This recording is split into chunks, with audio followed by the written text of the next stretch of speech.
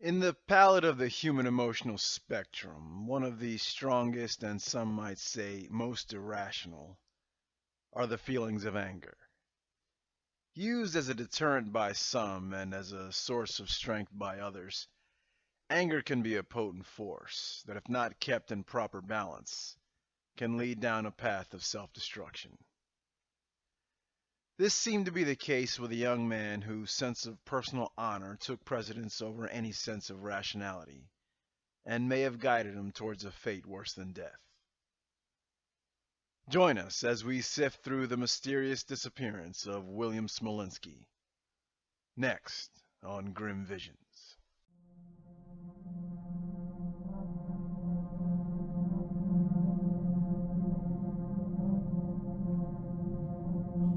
My name is of no consequence. You may call me Grim. Thousands of people go missing in our world each year. Many are never found. I am amongst the lost, and as such, I am compelled to bring you the stories of those I call the vanished. Be prepared, for these are my grim visions.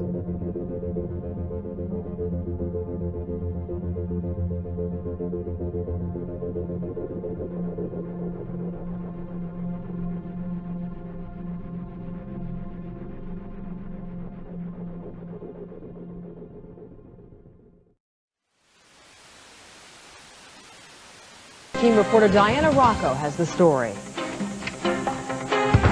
Billy Smolinski's family believes he was murdered. With no evidence, little facts, and no eyewitnesses, this case has come to a screeching halt. Billy Smolinski was last seen here at his Waterbury home on August 24, 2004. Navigating life through the moderate streets of Waterbury, Connecticut was William Smolinski Jr., a 31-year-old blue-collar car enthusiast who was trying to set his life on a new course of ambition and success. Born on January 14, 1973, to parents Bill and Jan Smolinski, William proved to be a feisty firebrand from the word go. Valuing the ethics of hard work, William was a natural fit amongst the proud blue-collar community in which he was raised. In his early 30s, he already had a home, good job, and his most treasured hobby of fixing up automobiles, of which he had several. It is late August of 2004, and William has just returned from a vacation in Florida with his current girlfriend, a woman nearly 15 years his senior. Lately, there has been a lot of friction in the relationship as William suspected that his significant other had engaged in acts of infidelity. Sadly, this is confirmed when the pair returned to Connecticut and the two split ways. As is common amongst most men in William's position, he was frustrated, humiliated, and most of all angry about his situation. William's resolve seems to be twofold: to reconcile with his ex and to send an intimidating message to his romantic rival.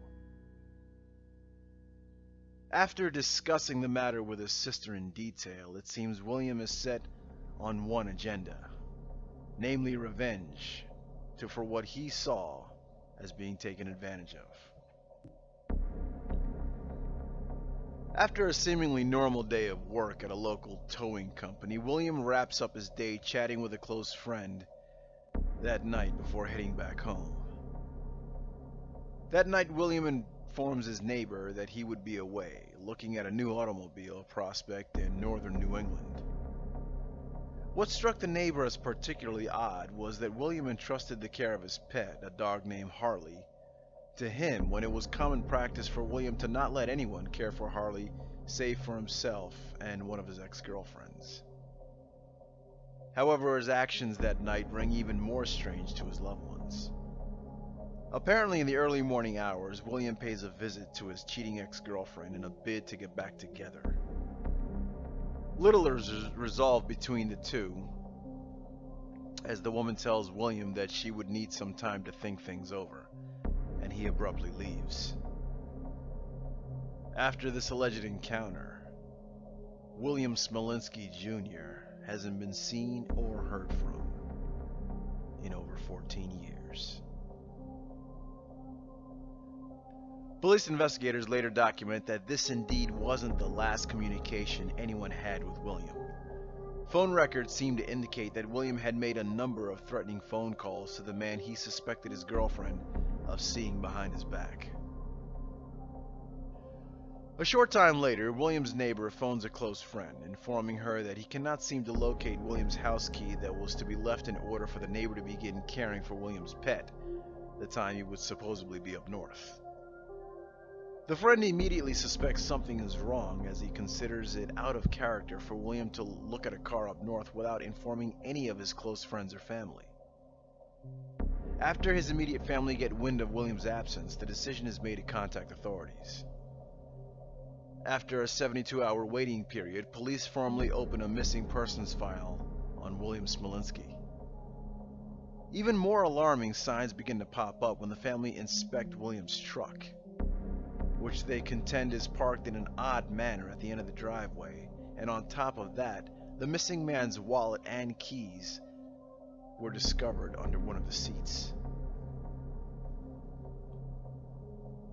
The family then spearhead a campaign to spread a barrage of missing posters and flyers to be circulated around several neighboring towns and cities. A few days into the campaign, the family begin to notice that many of the posters around town are being mysteriously torn down or defaced. In an effort to uncover who is behind the vandalism, William's family obtained video evidence that is none other than their son's cheating ex-girlfriend, who bizarrely maintains that the family is somehow targeting her specifically and having something to do with William's disappearance. Legal action is sought against the woman, however, little is done to curtail her actions. Despite exceedingly suspicious behavior on her part, she retains legal counsel to this day and steadfastly denies involvement in the disappearance of William Smolinski. After 2 years of exhausted searching, Connecticut police declare William's case as officially cold. However, publicly state they believe that homicide is a likely possibility.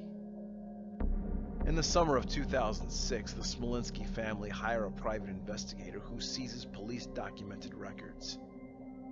In the various files, they discover an account given to authorities by several sources with links to William's ex-girlfriend.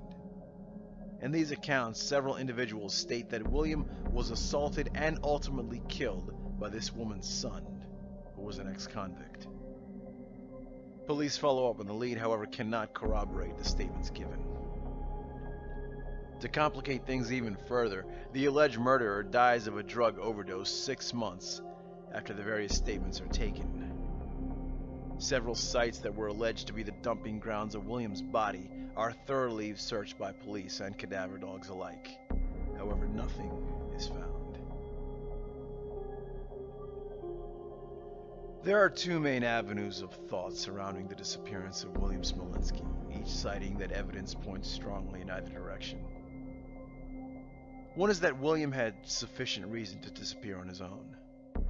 Supporters of this theory claim that the infidelity of his ex-girlfriend was enough to make him pick up and leave in order to build a new life away from the places and people that held so many painful memories for him. The other is, of course, that William Smolinski was killed as a result of the complicated relationship stemming from his difficult ways spent with his ex-girlfriend. 14 years on, and we may never truly know how or why this young man, who seemingly had his entire life ahead of him, suddenly vanished with nothing but perplexing questions in his wake. It is often said by philosophers that anger clouds the mind, especially in its most galvanized form known as rage. You just never know what you'll do or what you'll say when all you're seeing is red.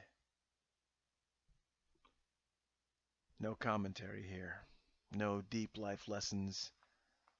just a simple statement of fact. And that is always think before you act, for it could very well save your life in the end. Well, that and a simple life philosophy of always questioning everything and trusting no one. On behalf of Grim Visions, pleasant dreams.